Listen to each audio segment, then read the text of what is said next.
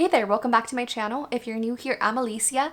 Today we're going to be reviewing my channel stats and reading goals. So without any further ado, let's get into the video. Now I know that the mid-year book freakout tag has been going around. This is not going to be the mid-year book freakout tag. I'm mostly going to talk about my reading patterns, talk about some of the goals that I set for myself at the beginning of the year, see how I'm doing and tracking with those, and if I have to go ahead and make any changes. I don't know if I'll film the mid-year book freakout tag. We'll see. I tried to film it a couple of days ago and I filmed it outside, and for some reason that was the day that all of the the garbage trucks and the recycling and compost came and you just couldn't hear me at all. Now I'm like feeling defeated, but you know, maybe I'll still film it, like a shorter version of it or something. I can't see my screen, so I have to put my glasses on, so if my glasses bother you, get over it. I know that sometimes I get a glare on the camera when I wear, I just poked my nose with my glasses. There's a glare on my glasses whenever I film with them on, and some people don't like it, but your girl's gotta see, so. Okay, so this year so far, I've read a total of 51 books.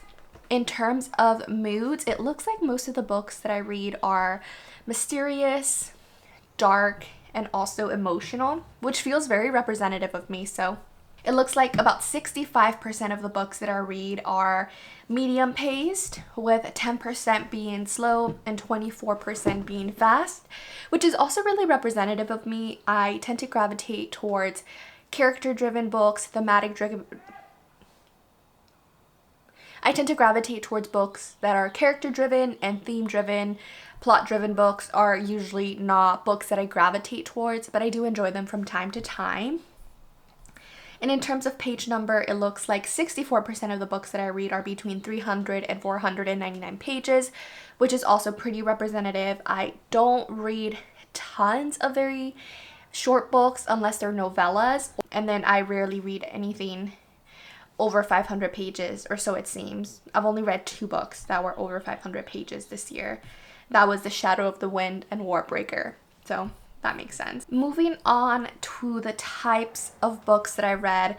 So out of the 51 books that I've read, 90% of them have been fiction. That was 44 of them, with 5 of them being nonfiction, which is pretty on track with one of my reading goals this year. This year I wanted to try to read 1 nonfiction book a month. It's the beginning of July, so I am 1 nonfiction book short, sort of staying on track for that particular goal. Okay, now genre breakdown. This is where it gets interesting because I feel like this year I've been reading a lot more outside of my comfort zone. I've been really pushing those boundaries with the Lit in Translation book club that I started, and also with my Latin America reading project, which we'll get more into in just a short bit. But I'm actually very surprised. So it says that my most read genre right now is actually mystery. That's never been the case. I do read a lot of horror and thriller books, but mystery is a genre that I've been getting more into this particular year. I don't know, just cozy mysteries and just like feel-good books, or books that I never really, gravitate towards. But for some reason this year, the cozy mysteries are really like hitting the right spot for me. Then underneath that, this is also a little bit different for me. The second most read genre is literary fiction, followed by fantasy, thriller, contemporary, and historical. Then, would you look at this? Romance. Romance is a genre that I didn't read at all before, and I've read 5 romance books this year. That's a change. And then we have horror right underneath that. So I'm actually a little bit disappointed that I haven't read more horror books this year, but I will go ahead and change that. I am planning to read The Hacienda by Isabel Canas, which came out this year, and also Jawbone by, I forgot the name of the author, but it's a horror translated book from an Ecuadorian author, if I'm not mistaken. So I plan to read those 2 and a couple of other new releases later this year that I'm really excited for. Another thing that I'm really shocked and really sad to see is that I've only read 4 sci-fi books this year. In general, I just love reading speculative fiction, including sci-fi. So I'll have to go ahead and read a little bit more of those. The last sci-fi book that I was reading was Mickey 7, which was unfortunately a DNF for me. So if you have any recommendations for sci-fi books that were released this year, let me know. Oh, I guess Ben left. So my two most read authors this year are Brandon Sanderson and El Cosimano. I'm slowly making my way through Mistborn Era 2. So that makes sense. I'm currently actually reading the third book in preparation for The Lost Metal coming out later on this year. And then I just found so much joy with Finlay Donovan is Killing It that as soon as Finlay Donovan Knocks 'Em Dead came out, I had to immediately pick it up. Those are two books that have just worked wonderfully to get me out of several reading slumps that I've had this year. And they just bring me joy and happiness. So I'm really happy that I found El Cosimano's books, and I can't wait for her third book coming out. And I don't know when that's coming out. But so this year, my average rating for books is 3.73 stars, which is a little lower than last year. I think last year was like 4.1, 4.2.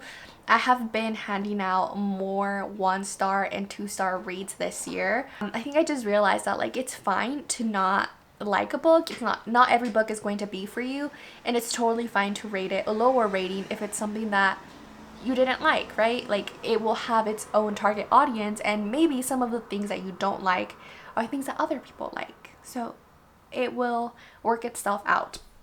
So in terms of the actual star ratings, I've had 1 1-star book this year, 5 2-star books this year, 1 2.5 star book this year, 2 2.75 star books this year, 7 3-star books this year, 7 3.5 star books this year, 1 3.75, then 8 4-star books, 2 4.5 star books, and then a total of 14 5-star books, which is, you know, pretty good. Maybe I'll go ahead and make a video with all of the 5-star reads that I had this year and give you a little bit more insight into my reading taste, because I feel like I read so many genres, it's difficult to pinpoint what types of books I'm drawn to. So I do have a spreadsheet where I keep track of certain categories. No, I don't always keep this up to date, but I certainly try, and I know there's definitely more categories I can add to really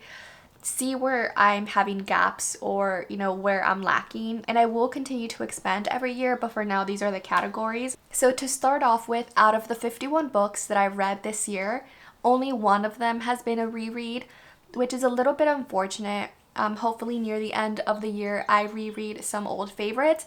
I want to make a video where I reread high school favorites, just because I feel like my reading taste have really shifted since then. Like I used to love the Poisonwood Bible by Barbara Kingsolver, The Grapes of Wrath by John Steinbeck, and I feel like my reading taste has really changed from when I was in high school and early college.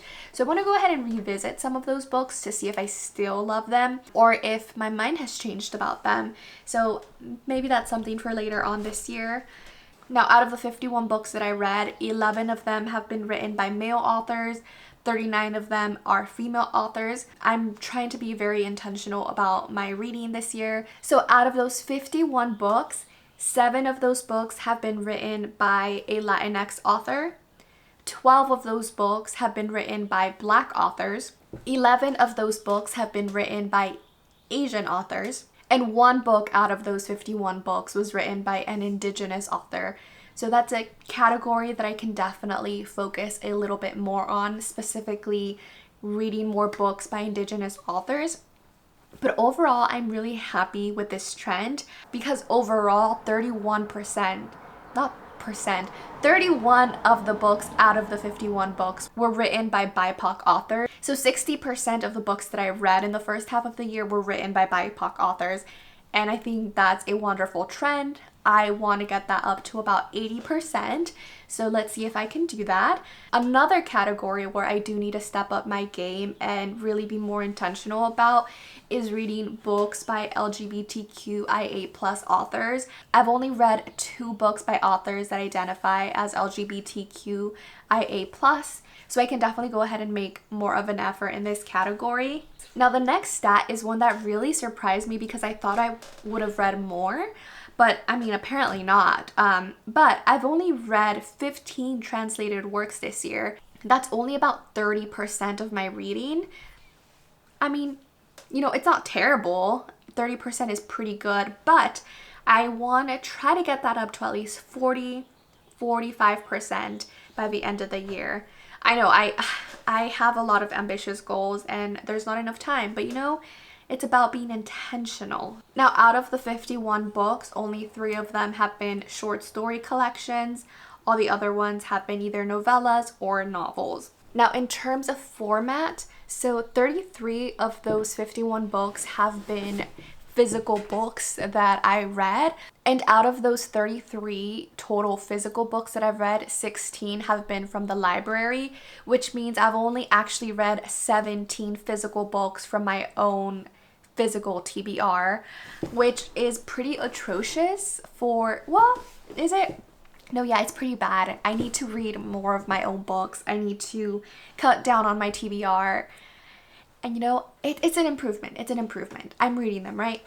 So I'm not going to penalize myself. This is good. I want it to improve later on in the year. Now, 17 of those 51 books have been audiobooks, and only 1 of them has been an ebook. So earlier this year on Instagram, there was a challenge going around of reading 20 books by Black Women Challenge. And for this particular challenge, I've read 1, 2, 3, 4, 5, 6, 7, 8, 9, 10, 11. So I have already read 11 books written by Black women, which is great. I will definitely go ahead and meet the 20 books challenge, but I'm personally challenging myself to read 22, which means I should be theoretically reading 2 books by Black women every single month.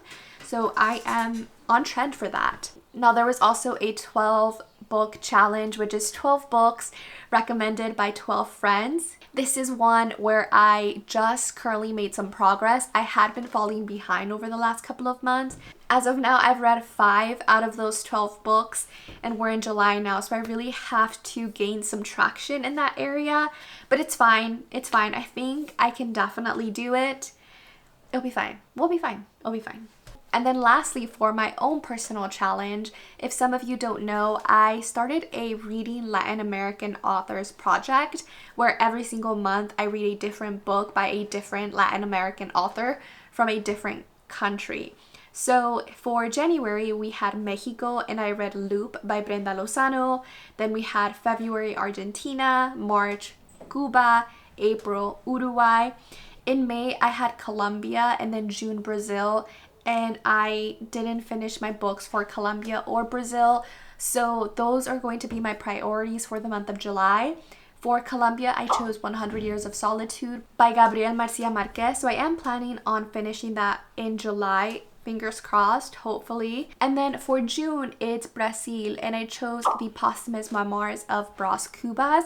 So I also plan on starting and finishing that in July. Now, I don't know what I'm going to do for July because technically this is a little bit of a cheat. So for July, I have Chile, and I already read Violeta by Isabel Allende, which by the way, I loved. It was a 5-star book. So I kind of want to use Violeta for my book for Chile, just in case I'm not able to catch up with the books that I have to read for May and June. But in the event that I'm able to finish them and still read an additional book for a Chilean author, I did already download through my library Cowboy Graves by Roberto Bolaño, who is a Chilean author. And this is a collection of 3 novellas, so I feel like it would be really good to read 1 novella every single week, and that way I go ahead and complete the book in July. But we'll see about that. I really want to prioritize the other 2 books first. So those are my reading stats for the first half of the year. I want to continue to read 1 nonfiction book a month. Hopefully I can do that. I also want to continue reading 2 books by Black women every single month, keep up on my Latin America reading project, continue with the Lit in Translation book club selections, and then finish the 12 books recommended by 12 friends in 12 months. I know. That is really ambitious. I really did set myself up for failure at the beginning of the year. But you know what? I think a lot of these projects or challenges that I opted myself into are really to help me grow and push my reading boundaries and really step out of my comfort zone, which I don't see as a negative thing, right? I can go ahead and opt out at any time I want. You know what? I am enjoying a majority of books that I'm reading, so that's always a plus. Let me know down below how your reading is going. Did you have any challenges and how are you tracking with them? Thank you so much for watching, and I will see you on the next one. Bye!